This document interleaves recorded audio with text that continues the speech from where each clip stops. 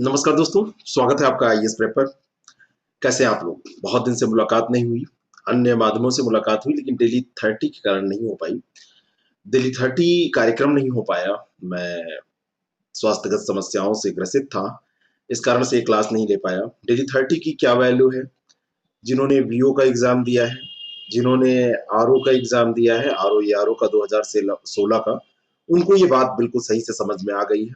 Current affair के सारे प्रश्न लगभग और जीएस में भी प्रश्नों का जो पूछने का तरीका है, कई बार तो ऐसा लगता है डेली 30 को आयोग ने फॉलो किया है क्या? हमने उनको फॉलो किया या उन्होंने हमको फॉलो किया? अंततोगत्वा सबसे अच्छी बात ये रही कि आप लोगों को ये समझ में आ गया था कि कैसे पेपर पूछा जाएगा, कैसे क्वेश्चन आएंगे, तो आप लोगों ने उस हिसाब से तैयारी कर ली और उस हिसाब से तैयारी कर ली तो काफी चीजें आपके अनुकूल रही। मेरे पास लगभग मान के मैं चल रहा हूँ 400-500 मैसेज आए कि डेली 30 सर बंद क्यों किया। हो सकता है उनको पता ना रहा हो, मैंने बंद नहीं किया था, मैं डेली 30 करने में सक्षम नहीं था, कुछ मुझे रेस्ट करना था, इस कारण से नहीं कर पा रहा था। तो डेली 30 अब जिनको भी आगे के जो भी एग्जाम देने हैं उनके लिए बहुत महत्वपूर्ण है, वो लोग इसको फॉलो करें। चलिए शुरू करते हैं आपके डेली 30 को और लेते हैं पहला प्रश्न। हाँ, एक चीज बताना है, इधर करंट अफेयर के प्रश्न बहुत सारे इकट्ठे हो गए हैं, तो हम सबसे पहले इन जो करंट अफेयर के प्रश्नों की श्रृंखला हमारी छूट गई है उनको हम कंप्लीट करेंगे और करंट अफेयर जब हमारा कंप्लीट हो जाएगा, इसको कंप्लीट करने के बाद हम टॉपिक पे आएंगे। तो 3-4 दिन करंट अफेयर को जो 5 तारीख से छूटा हुआ है सितंबर में, उनको पूरा कवर करके फिर हम आगे टॉपिक वाइज जैसे डेली 30 था वैसे आने लगेगा, वैसे ही हम उसको कवर करेंगे। चलिए शुरू करते हैं, लेते हैं पहला प्रश्न। भारत में 6 प्रकार के केंद्रीय सुरक्षा कवच हैं, X, Y, Y plus, Z, Z plus और एसपीजी। बिल्कुल सही स्टेटमेंट है, ये 6 प्रकार के ही हैं और अभिनेत्री कंगना रनौत को वाई प्लस श्रेणी की सुरक्षा प्रदान की गई। ठीक है, अभी जो विवाद हुआ था महाराष्ट्र सरकार से और कंगना रनावत, मतलब दोनों लोगों के बीच में, महाराष्ट्र सरकार एक तरफ और कंगना रनावत एक तरफ, उनका ऑफिस तोड़ा गया, उनके घर को भी गिराने की कोशिश की गई, नुकसान किए गए काफी, तो उनको जो केंद्रीय सरकार है उसने वाई प्लस श्रेणी की सुरक्षा प्रदान की थी। तो सी ऑप्शन इसका बिल्कुल करेक्ट है, लेकिन यहाँ पर मैं एक एडिशनल इंफॉर्मेशन आपको देना चाहता हूँ और वो इंफॉर्मेशन ये है कि जो एसपीजी होती है, एसपीजी, एसपीजी का फुल फॉर्म, एसपीजी का फुल फॉर्म आपको पता होगा, नहीं पता है तो आप इसको गूगल करिएगा। कुछ चीजें मैं जो गूगल करने के लिए आपसे कहता हूं उसको आप कर लिया कीजिए गूगल। एसपीजी का काम ये है कि वो केवल प्रधानमंत्री को सुरक्षा प्रदान करती है, एसपीजी और किसी को सुरक्षा प्रदान नहीं करती है, तो ये आपको ध्यान में रखना है। एसपीजी क्या करती है? केवल प्रधानमंत्री को सुरक्षा प्रदान करती है। तो आपसे ये भी पूछा जा सकता है प्रश्न कि एसपीजी किसको सुरक्षा प्रदान करती है या प्रधानमंत्री को कौन सुरक्षा प्रदान करती है? स्पेशल प्रोटेक्शन ग्रुप एसपीजी का फुल फॉर्म होता है, तो सी ऑप्शन इसका बिल्कुल ध्यान रखिएगा। चलिए अगले प्रश्न की ओर चलते हैं थोड़ा स्पीड में। हाल ही में केंद्रीय कृषि मंत्री नरेंद्र सिंह तोमर ने किस सरकारी योजना का नया लोगो लॉन्च किया? नया लोगो जो लॉन्च हुआ, ये योजना थी राष्ट्रीय बांस मिशन। और राष्ट्रीय बांस मिशन के बारे में ए ऑप्शन इसका करेक्ट हो जाएगा। 9 राज्य हैं जहां पर 9 राज्यों में 22 बांस समूहों का उद्घाटन किया गया है। इसमें 9 राज्यों में गुजरात है, आंध्र प्रदेश है, महाराष्ट्र है, उड़ीसा है, असम है, नागालैंड है, त्रिपुरा है, उत्तराखंड है और कर्नाटक है। यूपी इसमें शामिल नहीं है। ठीक है, चलिए अगला प्रश्न। नेक्स्ट जो क्वेश्चन है, किस रेटिंग एजेंसी ने अनुमान लगाया कि भारत की वार्षिक जीडीपी वृद्धि 10.5% संकुचित होगी? क्या होगी? ये संकुचित हो जाएगी, इसका ग्रोथ जो है वो मतलब नरोवर हो जाएगा, कम हो जाएगा, इतना संकुचन होगा। तो ये फिच रेटिंग एजेंसी ने ये अनुमान लगाया, सी ऑप्शन इसका बिल्कुल करेक्ट है। पहले इसी रेटिंग एजेंसी ने कहा था कि 5.0% कम होगी, यानी कि 5% कम होगी, लेकिन इसको 10.5% अब इसने कर दिया है। आज का ये प्रश्न है कि फिच कहाँ, इसका मुख्यालय कहाँ है, कहाँ की रेटिंग एजेंसी है, और इन रेटिंग एजेंसियों के द्वारा जो प्रभाव पड़ता है भारत पर, यहाँ निवेश पे प्रभाव पड़ता है, इसकी साख पर प्रभाव पड़ता है, तो ये सब भी आपको ध्यान में रखना चाहिए। दिल्ली मेरठ आरआरटीएस कॉरिडोर के लिए कौन सा संगठन $500 मिलियन प्रदान करेगा? $500 मिलियन जो प्रदान करने वाला संगठन है, ये है एशियाई विकास बैंक। नाबार्ड तो ऐसा कुछ करेगा नहीं, ये एग्रीकल्चर के क्षेत्र में काम करता है। विश्व बैंक और एशियाई बैंक में आपको ध्यान रखना है कि एडीबी, एशियाई डेवलपमेंट बैंक जो है, एशियन डेवलपमेंट बैंक, उसने $500 मिलियन अमेरिकी डॉलर के ऋण पर हस्ताक्षर किए हैं 82 किलोमीटर ये RRTS गलियारे का निर्माण किया जाना है। ठीक है, तो उसी के तहत 2021 में ये कंप्लीट होना है। 3 प्राथमिकता वाले रेल कॉरिडोर की जो योजना है उनमें से यह है, तो इसको कंप्लीट किया जाना है। इसी के लिए $500 बिलियन का ऋण प्रदान करने का निर्णय इसने लिया है, एशियाई डेवलपमेंट बैंक ने, एशियाई विकास बैंक ने। निम्नलिखित कथनों पर विचार कीजिए। दुनिया भर में अंतर्राष्ट्रीय साक्षरता दिवस 8 सितंबर को मनाया जाता है। कब मनाया जाता है? 8 सितंबर को। ये भारत का नहीं है, दुनिया भर में अंतर्राष्ट्रीय स्तर पर। और 2020 में literacy teaching and learning in the covid crisis and beyond. तो क्राइसिस एंड बियॉन्ड कोविड-19 की जो क्राइसिस है, ये इसका इस बार का थीम रहा है। दोनों की दोनों बातें सही हैं, सी ऑप्शन इसका बिल्कुल करेक्ट हो जाएगा। इसके बारे में मैं आपको बताना चाहता हूं, ये 55वां अंतर्राष्ट्रीय साक्षरता दिवस था। 1966 में यूनेस्को द्वारा इसकी स्वीकृति की गई थी, तब से ये मनाया जा रहा है। और इसकी थीम आप बिल्कुल मत भूलिएगा, ध्यान रखिएगा। अगला जो प्रश्न है, राज्य सुधार कार्य योजना 2019 के तहत शीर्ष राज्य कौन सा है? शीर्ष राज्य, राज्यों की व्यापार सुधार कार्य योजना जो है BRAP रैंकिंग अभी जारी की गई है। Department for promotion of industry and internal trade DPIITT के द्वारा IIT के द्वारा ये जारी की गई है। और इसने कहा है 2015 में पहली रैंकिंग जारी की गई थी, ये जो 4th रैंकिंग इस बार जारी की गई है, तो ये चौथी बार जो ये रैंक है, इसमें आंध्र प्रदेश ने टॉप किया है और सेकंड स्थान पर यूपी है। तो ये भी बहुत इंपॉर्टेंट है। थर्ड पर फिर तेलंगाना है, फिर मध्य प्रदेश और फिर झारखंड की बारी आती है। तो इस प्रश्न का सही उत्तर क्या हो जाएगा? ए। चलिए अगले प्रश्न पे चलते हैं। अगला जो प्रश्न है, एससीओ की आधिकारिक भाषाएं कौन सी हैं? कौन सी भाषा है एससीओ की जो आधिकारिक भाषा है? इस प्रश्न का सही उत्तर है बी, रूसी और चीनी भाषा है। इस प्रश्न का उत्तर सही है बी। ठीक है, राष्ट्र अध्यक्षों की परिषद है एक एससीओ की, जो इसमें शामिल देश है उसके राष्ट्र अध्यक्षों की परिषद है, सर्वोच्च निर्णयकारी संस्था वही होती है। तो वहां पे जो वहां के जो ऑफिसेज हैं, वहां पर जो भाषा यूज होती है, जो लैंग्वेजेस यूज होती है, वो रशियन एंड चीनी चाइनीज है। तो बी ऑप्शन इसका बिल्कुल करेक्ट है। नेक्स्ट क्वेश्चन, हाल ही में रूस में संघाई सहयोग संगठन के रक्षा मंत्रियों तथा विदेश मंत्रियों की बैठकें आयोजित की गई। बिल्कुल ये सही बात है, रूस में ये बैठकें आयोजित की गई, पहला बिल्कुल सही है। और एससीओ का पूर्ववर्ती संगठन संघाई 5 था, ये भी बात बिल्कुल सही है। संघाई 5 था जिसमें कजाकिस्तान, चीन, किर्गिस्तान, रूस और तजाकिस्तान थे। उसके बाद में इसमें चाइना आया, सॉरी चाइना तो इसमें था ही, इसमें फिर कौन सा आया, इसमें फिर आ गया था उज्बेकिस्तान, और बाद में इसमें पाकिस्तान और भारत भी शामिल कर लिया गया। इस तरीके से अभी कितने सदस्य हैं इसमें, ये भी आपको जानना है। तो इस समय इसके सदस्य देखें तो 8 सदस्य हैं, कजाकिस्तान, चीन, किर्गिस्तान, रूस, तजाकिस्तान, उज्बेकिस्तान, भारत और पाकिस्तान। ठीक है, तान तान तान ये देखिए, ये सब है इसमें। बस तुर्कमेनिस्तान ध्यान रखिएगा इसमें नहीं है। तो ये दोनों की दोनों बातें ये सही हैं, सी ऑप्शन इसका बिल्कुल करेक्ट हो जाएगा। भारत और पाकिस्तान कब शामिल किए गए थे, किस सम्मेलन में निर्णय लिया गया था, ये जरा बताइएगा, ये प्रश्न है।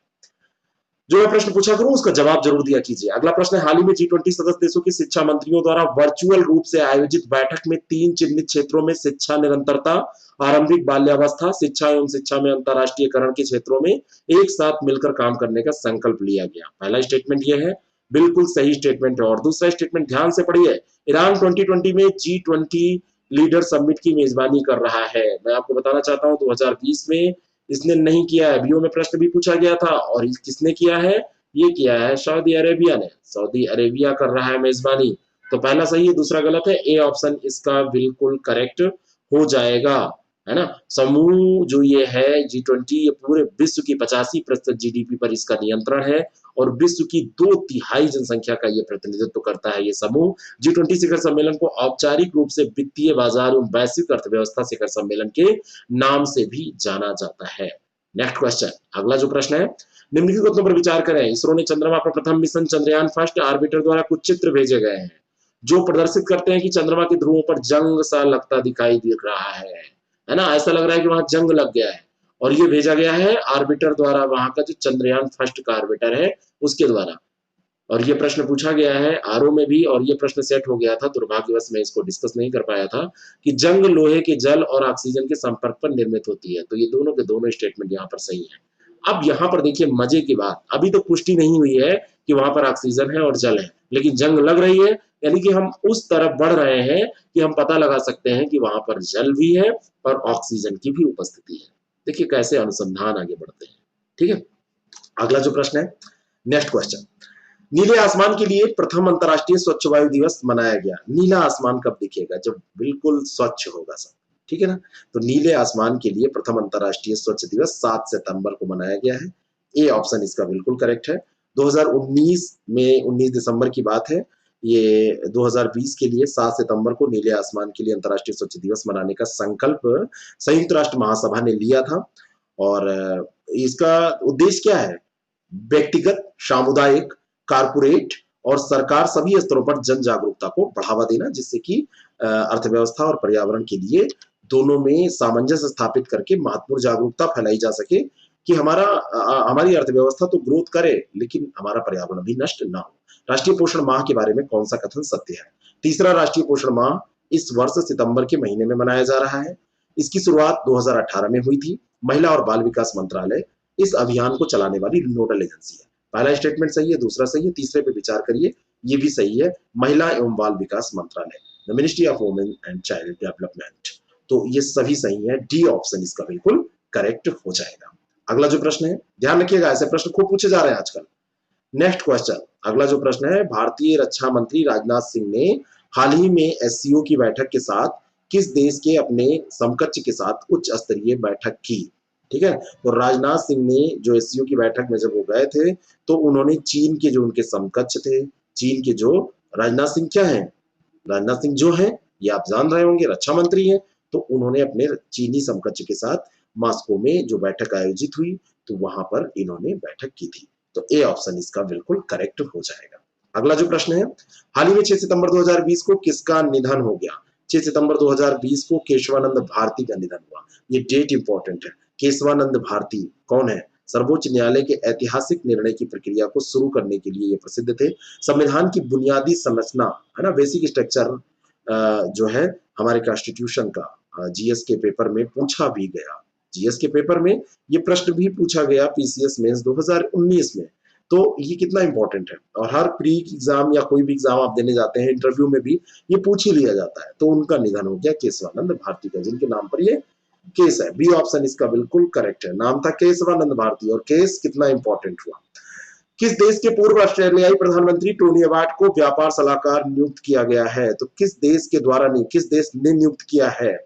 तो व्यापार सलाहकार इनको नियुक्त किया है यूनाइटेड किंगडम ने, और ये 2013 से 15 तक ऑस्ट्रेलिया के प्रधानमंत्री रहे हैं, 62 वर्ष के हैं, और यूरोपीय संसद के पूर्व सदस्य ब्रिटेन के व्यापार मंडल के सलाहकार ये बनेंगे। ठीक है, तो ये ध्यान रखिए कि यूनाइटेड किंगडम ऐसा करने जा रहा है। नेक्स्ट क्वेश्चन, अगला जो प्रश्न है, दुनिया भर में चैरिटी के लिए अंतर्राष्ट्रीय दिवस कब मनाया जाता है?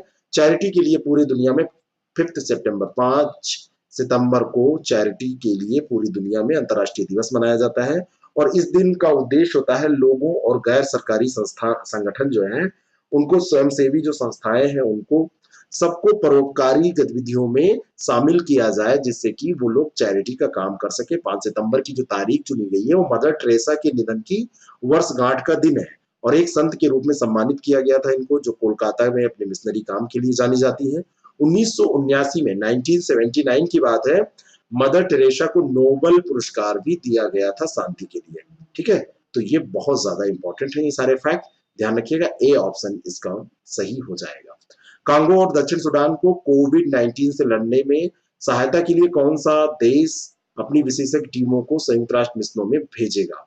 तो ये देश है भारत। ऐसा अच्छा कार्य भारत ही करता रहता है। नेपाल में भूकंप आए तो भारत, कहीं पे अगल बगल पड़ोसी देश में दवा कम पड़े तो भारत, लेकिन ये जो देश हैं कभी कभी चाइना के इफेक्ट में आके, प्रभाव में आके, उसके बहकावे में आके भारत का विरोध करने लगते हैं। तो भारत ने संयुक्त राष्ट्र मिशन के हालिया बयान के अनुसार ये पता चला है कि दक्षिण सूडान जो है और democratic Republic of Congo DRC जो है, इनको मैप में देख लीजिएगा, क्योंकि इससे देखिए एक प्रश्न भी पूछा जाता है, लैंडलॉक कंट्री वाला या तटीय कंट्री, कौन से तटीय देश हैं, कौन से नहीं है, इस तरीके से आप मैप जब देखा करिए, बीच बीच में पलट के तैयार किया कीजिए, तो वहां पर भारत मदद करेगा। बी ऑप्शन इसका बिल्कुल करेक्ट है।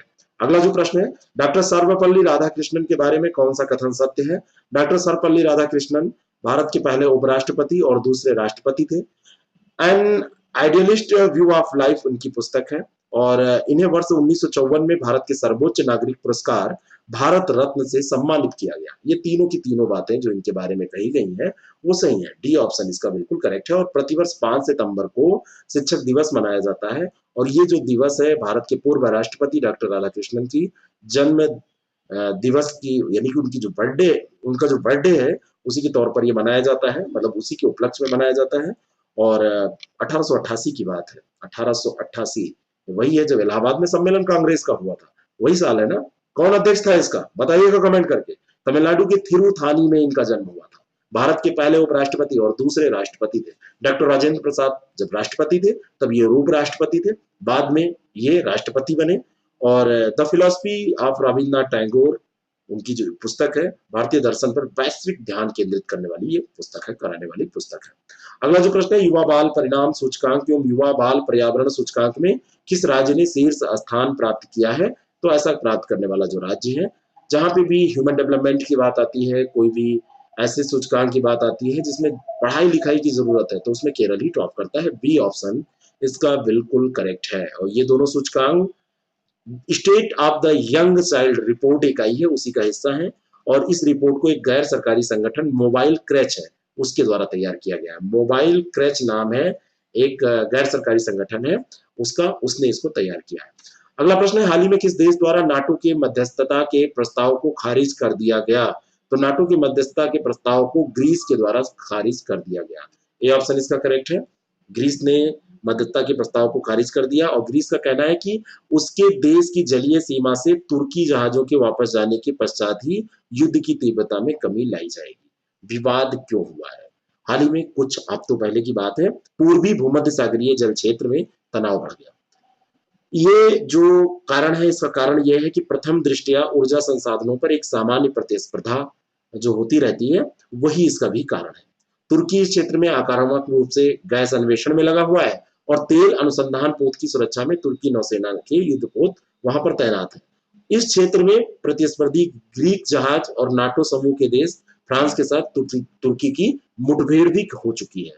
तो फ्रांस के प्रतिस्पर्धा में ग्रीस का फ्रांस ने पक्ष लिया है। और इस क्षेत्र में उत्पन्न हुए तनाव में एक और परिवर्तन उजागर हुआ है कि अमेरिका के वर्चस्व में अब कमी आ रही है। पहले जहां पर भी ये संसाधन होते थे, अमेरिका अपना दावा वहां पर जमा देता था कि हमारा दावा है। तो ये सारी चीजें थोड़ा बहुत ये परिवर्तन होता रहता है, जो कि जरूरी भी है। अगला जो प्रश्न है, राष्ट्रीय उद्यान के बारे में असत्य कथन आपको बताने हैं। इनकी सीमाएं निर्धारित और परिभाषित होती हैं, क्या ये सही है? बिल्कुल सही है। राष्ट्रीय उद्यान का मुख्य उद्देश्य किसी क्षेत्र के प्राकृतिक और जैव विविधता का संरक्षण करना है। दूसरा स्टेटमेंट भी बिल्कुल सही है। और तीसरा है कि राष्ट्रीय उद्यान या नेशनल पार्क में वन्य जीव अभ्यारण्य की तुलना में कम प्रतिबंध होते हैं। ये तीसरा स्टेटमेंट यहाँ पर है। मैं आपको बताना चाहता हूं कि यहाँ पर कम प्रतिबंध नहीं होते हैं, यहाँ पर जो प्रतिबंध होते हैं वो थोड़े ज्यादा होते हैं, कम प्रतिबंध नहीं होते हैं। तो तीसरा स्टेटमेंट यहाँ पर गलत हो जाएगा, क्योंकि असत्य कथन आपसे पूछा जा रहा है। जब भी मैं आपको बताना चाहता हूं कि ऐसे प्रश्न आपके सामने आए, तो सबसे पहले आपको देखना है कि सत्य पूछा जा रहा है या असत्य। 1 मिनट।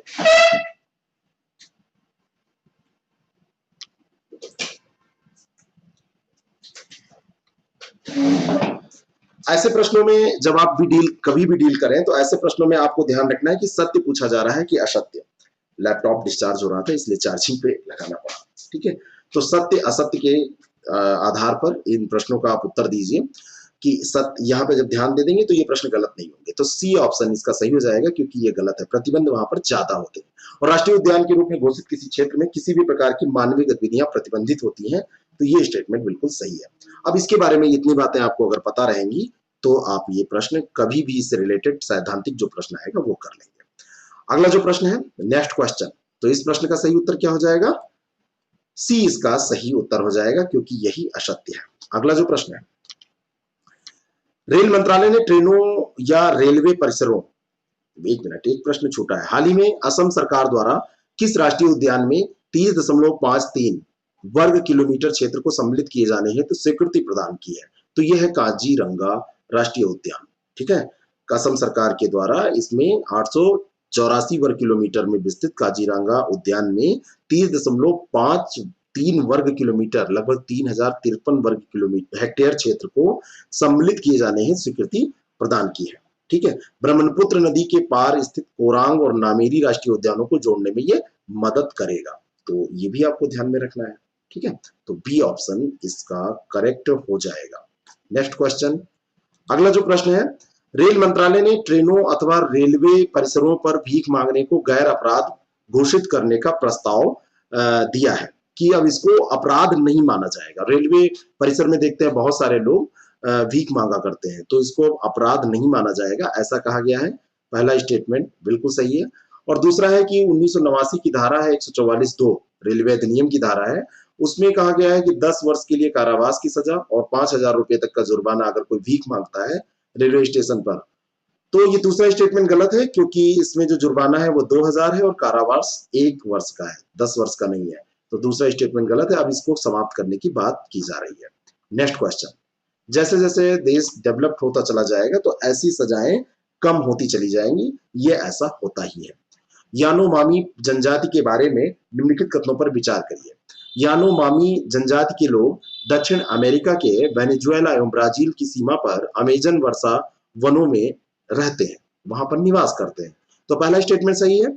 और यानोमामी सभी लोगों को एक समान मानते हैं, इनका कोई मुखिया नहीं होता है। जब सब लोग समान होंगे, 10 लोग हैं और 10 समान है, तो कोई इनका मुखिया नहीं होता, ऐसा कहा जा रहा है। तो ये भी बात सही है, सी ऑप्शन इसका बिल्कुल करेक्ट है। ठीक है, बिल्कुल ये करेक्ट है। और शिकारी अपने, यहाँ पे एक प्रथा प्रचलित है कि शिकारी अपने द्वारा शिकार किए गए मांस को नहीं खाता है, सभी लोगों को एक समान ये मानता है और पूरा ये समूह ही होता है कि सबको समान रूप से देखता है। कोई मालिक नहीं है, कोई नौकर नहीं है, कोई मुखिया नहीं है, सभी निर्णय सब लोग जुटकर एक लंबी चर्चा करके सर्वसम्मत से तय करते हैं। 1980 के दशक के बाद में यानोमामी जनजाति को अवैध सोने की खानों के कारण होने वाले हमलों का सामना करना पड़ रहा है। इस कारण से ये चर्चा में रहे हैं। अभी वर्ष 2018 से भारत में लाया जा रहा है अवैध रूप से खनन किया गया सोना वहां से। तो वो जो अवैध रूप से सोना खनन किया जा रहा है, वो जहां से किया जा रहा है वो यानोमामी जनजाति का क्षेत्र है, इस कारण से ये चर्चा में आ रहा है। तो यहाँ से जो निकला सोना है उसको ब्लड गोल्ड या खूनी सोना के नाम से जाना जाता है। और उन्होंने यहाँ पर देखा जाए तो भारत सरकार ने सोने की खरीद पर अभी रोक लगाई है कि ऐसा हम सोना नहीं खरीदेंगे। अगला जो प्रश्न है, इंद्र नेवी नौसैनिक अभ्यास के बारे में कौन सा कथन सही नहीं है? हाल ही में इंद्र नेवी नौसैनिक अभ्यास का 11वां संस्करण शुरू किया गया, 11th इसका ये संस्करण है। और ये भारतीय नौसेना और रूसी नौसेना के बीच में द्विवार्षिक नौसैनिक अभ्यास है। ये बिल्कुल सही है, भारत और रूस के बीच में होता है। और अगला है, ये वर्ष 2005 में आरंभ किया गया और अंतिम है उपयुक्त सभी सही है। मैं आपको बताना चाहता हूँ ये 2005 नहीं, ये 2003 में शुरू किया गया था। ये 11वां संस्करण है, ठीक है ना। यानी कि ये जो अभी तक 10 बार हो चुका है, 11वां संस्करण है।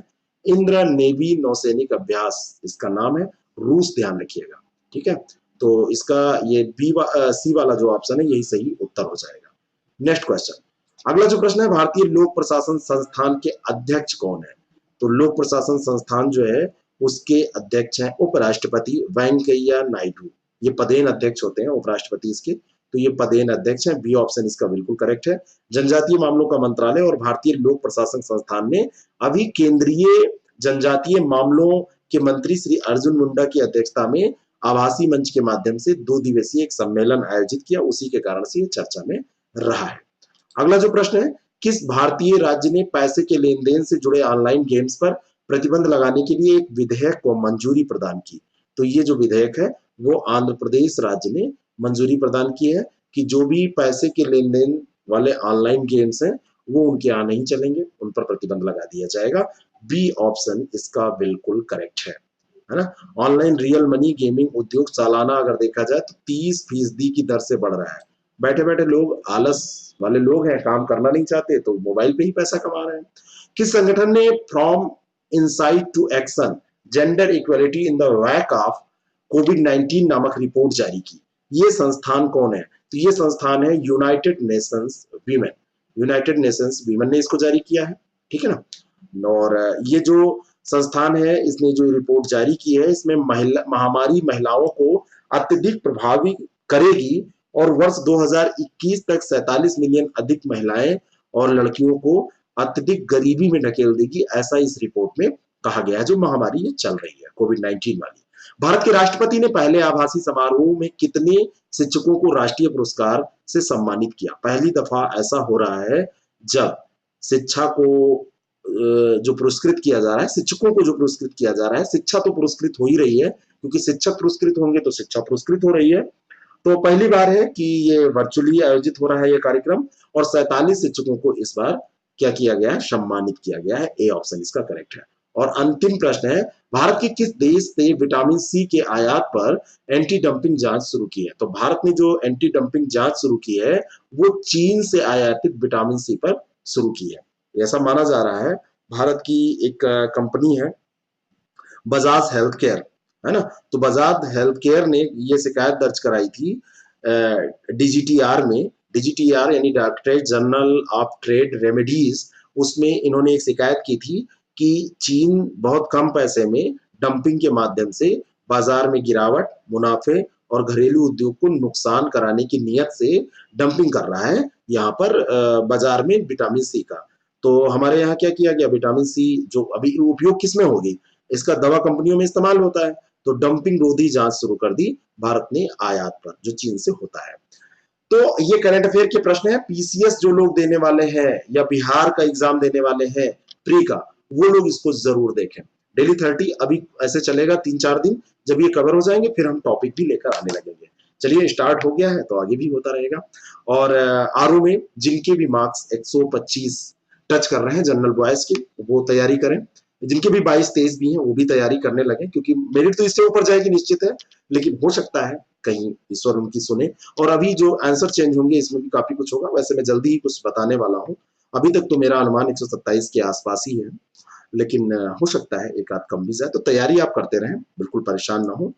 बाकी मैं बात करता हूँ, अभी सर्वे चल रहा है जल्दी। Thank you very much, all the best.